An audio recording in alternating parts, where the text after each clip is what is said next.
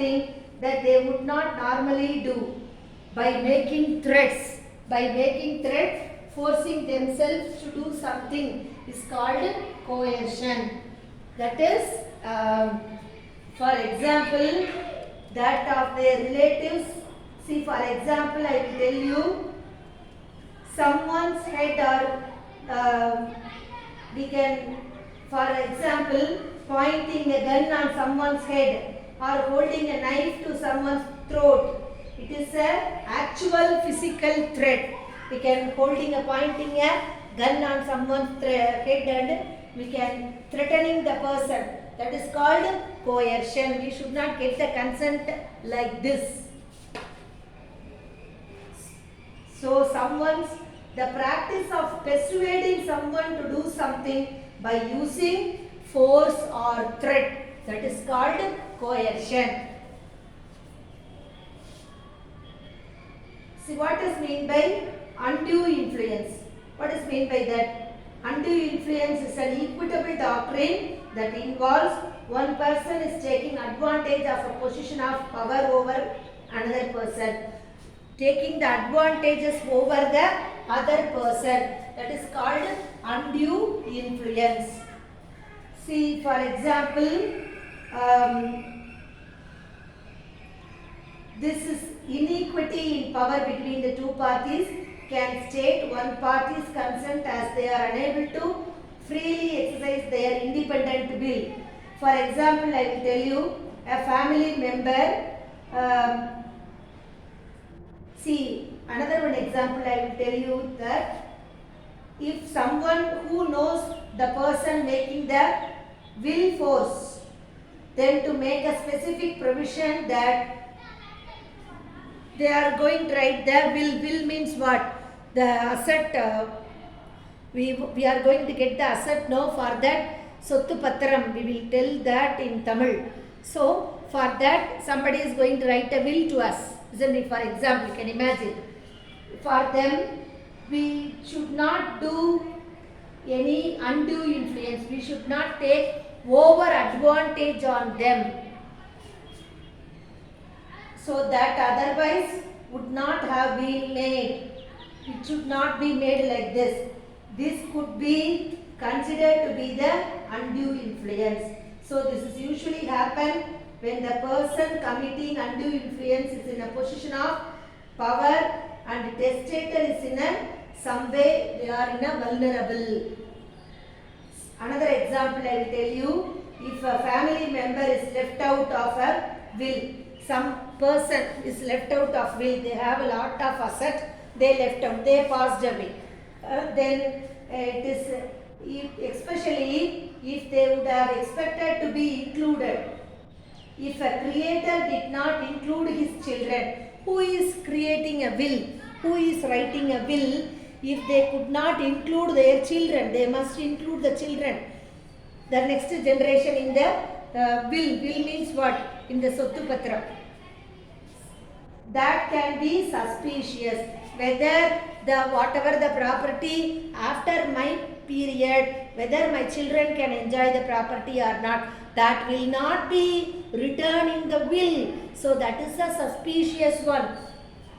So it is also what we will do. We can take over power over others. We can take more advantages on other elderly person. We will ask them to threaten them and we will ask them to change the will. So, if an elderly loved one drastically change their will, it could be a sign of undue influence. We will threaten them. Yeah, otherwise, you must write the will in my children, for my children also. Otherwise, I will kill you. I will beat you. So, something that is called coercion or undue influence. We are taking more advantages. Yeah, advantages over, more power over others. That is called undue influence. Then come to misrepresentation. What is mean by misrepresentation? We have given the untrue statement of about the product or about any contract or anything else. For example, we purchased a car, we purchased a machinery, you can take. I am running a factory, I want to sell the machinery. I will say that I know pretty well the machinery, it was very old.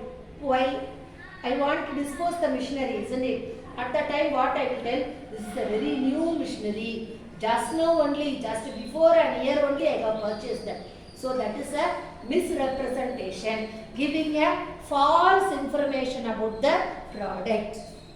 So an untrue statement of fact or law made by the party, or it is an agent. Party A can give an untrue statement to party B, which induce party B to enter into the contract with the party B. Thereby, who is going to get the loss? The party B is going to get the loss. So it is a fraudulent misrepresentation. An action for misrepresentation can be brought into respect of misrepresentation of fact or law. So now this is a misrepresentation. We should not get the consent by coercion, undue influence and misrepresentation. The consent should be free. Or we cannot give any misstatement. Mistakenly we should not give any statement. We will be very careful while entering into the contract.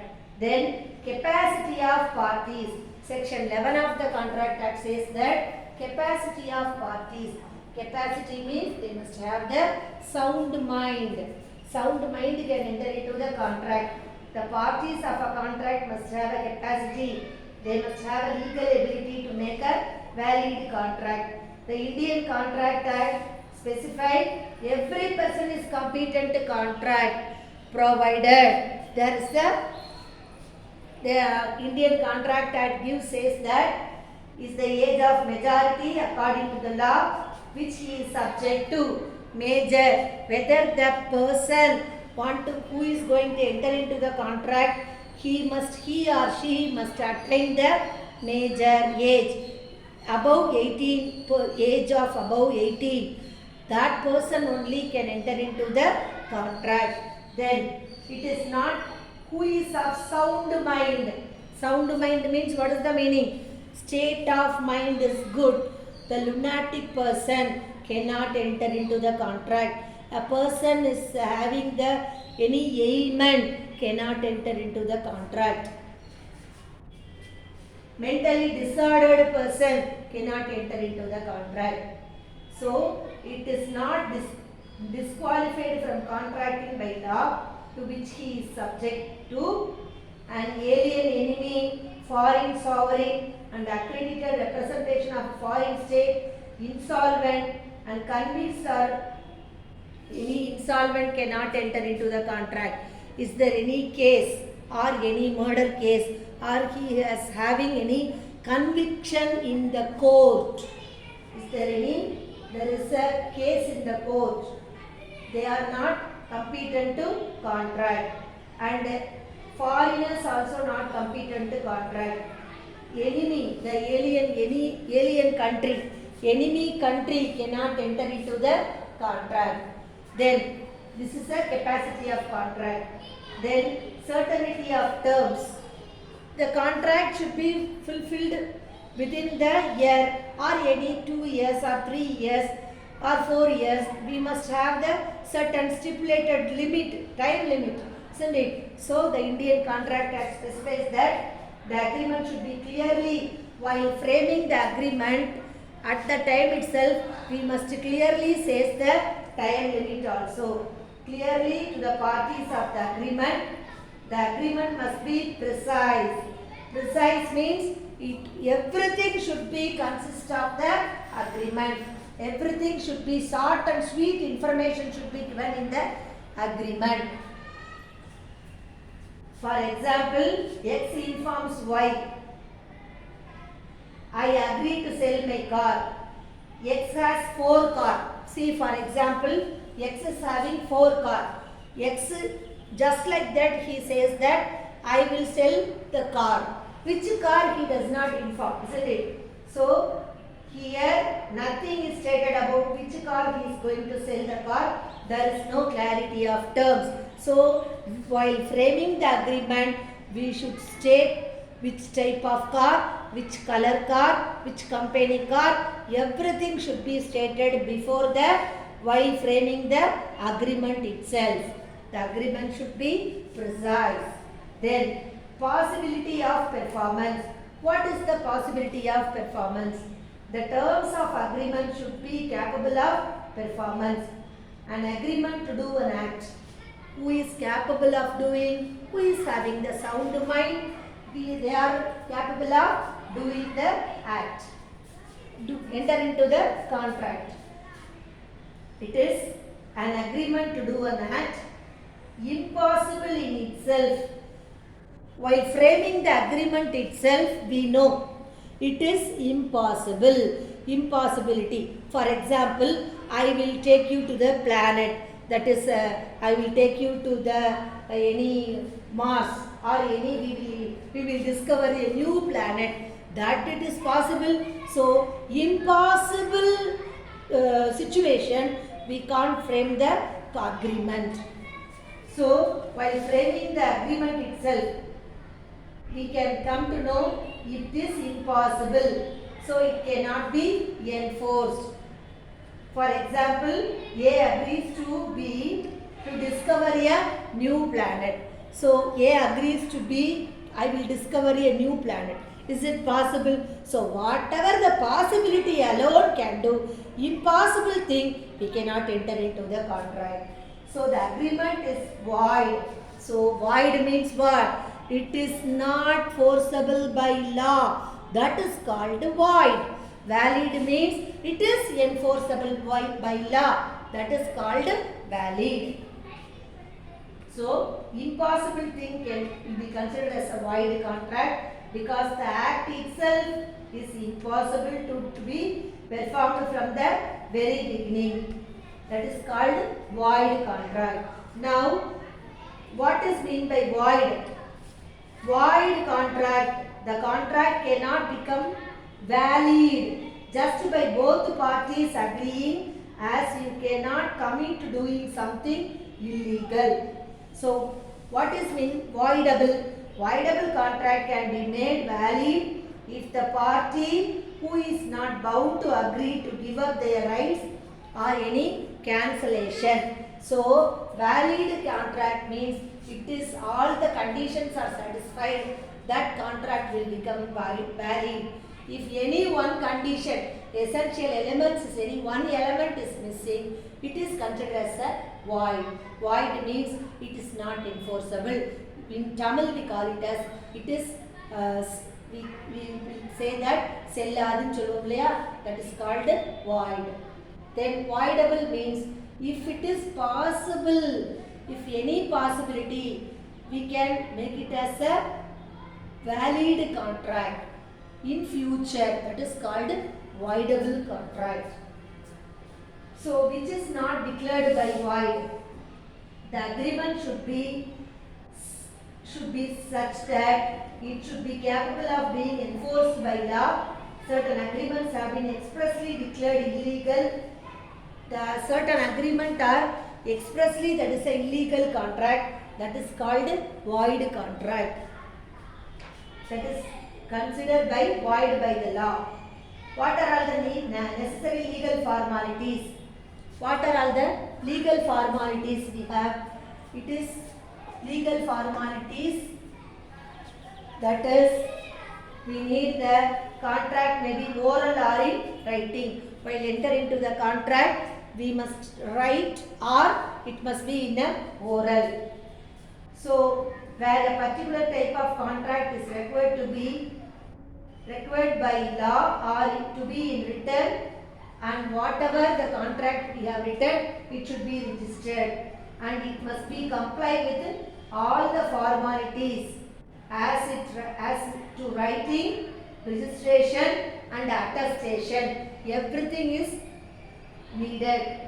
If legal formalities are not carried out, so all the legal, it should be in writing and it should be registered and it should be attested. So all the legal formalities should be fulfilled. If it is not fulfilled, it is not enforceable by law. So the agreement we can divide into two. Agreement is not enforceable by law, which is not specifically, it is not written, it is not attested, and it is not legal, it is not contain the legal formalities.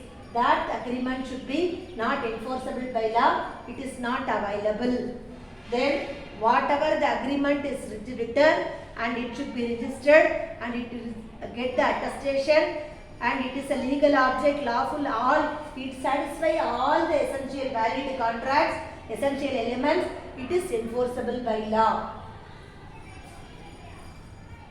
Then any essentials of valid contract is not available. All essentials of valid contract are available. So agreement not enforceable by law. Any essentials of a valid contract is not available. Essentials of valid contract, any one is missing, it is not enforceable by law. If all the essential conditions are satisfied, it is enforceable by law. It is a valid contract. If already I have told you, I will explain you, then you come to know which is a valid contract. If any one of the element is missing, that is considered as a void contract. So in future, it will become a valid contract, that is called voidable contract. Now let me explain about what is the difference between contract and agreement.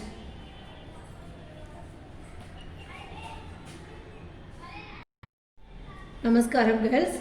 Now let me explain about what is the difference between contract and also agreement. First one, let me explain about the definition. An agreement, a contract is an agreement, it is enforceable by law.